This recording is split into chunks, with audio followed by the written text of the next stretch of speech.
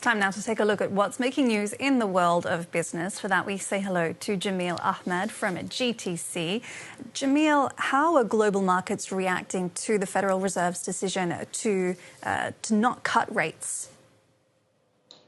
Well, initially, Harris, we've had some cheer in financial markets. That's because the Fed, the US central bank, has still stated an intention to cut US interest rates 2 times in 2025, where there was some anxiety that maybe the Fed maybe swerve should the tariffs have a direct impact on the US economy sooner rather than later. Speaking of the tariffs, the US central bank did cut US economic growth forecast for 2025.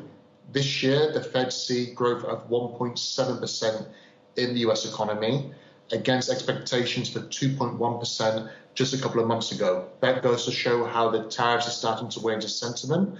And should the tariffs continue to be imposed and actually become reality, we can expect further revisions lower to economic growth. Speaking of the tariffs, the US president did say after the Fed statement that the US central bank would be better to cut US interest rates because of the transition the US economy is expected to go into because of those mentioned tariffs.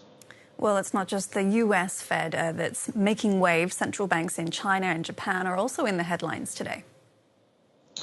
So the Chinese central bank left interest rate policy unchanged, which again was expected. However, they did state last week that the central bank would be prepared to add some stimulus into the Chinese economy or to potentially cut interest rates one way or another should the Chinese economy hit headwinds because of the prolonged trade aggression for the United States. Speaking of Japan, again, we had an unchanged statement, but the central bank governor of Japan did say last week that he's concerned about overseas economic developments. And this is interesting because Japan has not yet been in the direct firing line of the US tariffs. That shows that central banks are watching this worldwide. Speaking of Japan again, the Japanese yen has been one of the winners from the US trade war being imposed on various different economies and trading partners so far, with the Japanese yen strengthening from 158 around the time Trump returned to the White House to as low as 148 as of the time of this interview.